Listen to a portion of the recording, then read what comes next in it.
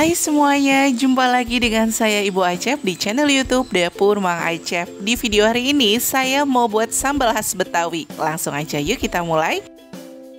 Yang pertama di sini saya panaskan minyak, kemudian saya goreng 10 siung bawang merah yang saya iris tipis-tipis.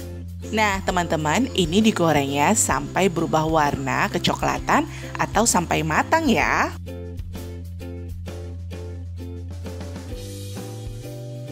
Selanjutnya saya mau buat sambalnya. Di sini saya mau haluskan bumbunya. Yang pertama ada garam, kemudian 2 sendok teh terasi atau setengah bungkus terasi, setengah saset ya. Dan 2 siung bawang putih, lalu 8 cabai rawit merah dan 8 cabai rawit keriting. Untuk tingkat kepedasannya bisa disesuaikan dengan selera saja kalau teman-teman suka pedas. Nah ini diulek sampai halus. Dan ini sudah mau agak halus ya.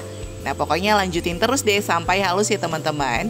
Kemudian panaskan minyak secukupnya, lalu tumis sambalnya. Ini yang tadi kita haluskan. Kemudian dihalusin, maksudnya dimasak, ditumis sampai dia agak harum.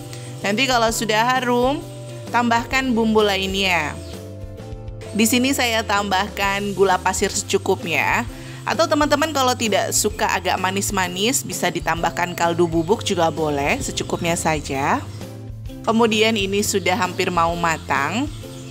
Nah kalau sudah hampir mau matang, masukkan deh bawang gorengnya yang tadi kita goreng. Nah ini aduk-aduk sampai semua tercampur rata.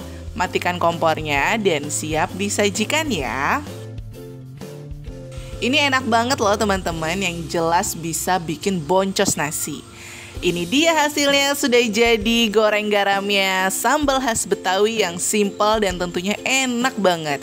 Bisa disajikan dengan nasi dan ayam goreng, tahu tempe, wah makin nikmat banget tentunya. Yuk teman-teman bisa dicoba. Sampai di sini dulu resep dari Ibu Acep. Jangan lupa untuk subscribe, like, dan komen. Terima kasih ya sudah menonton video ini. Dan semoga resep ini bermanfaat untuk teman-teman semuanya.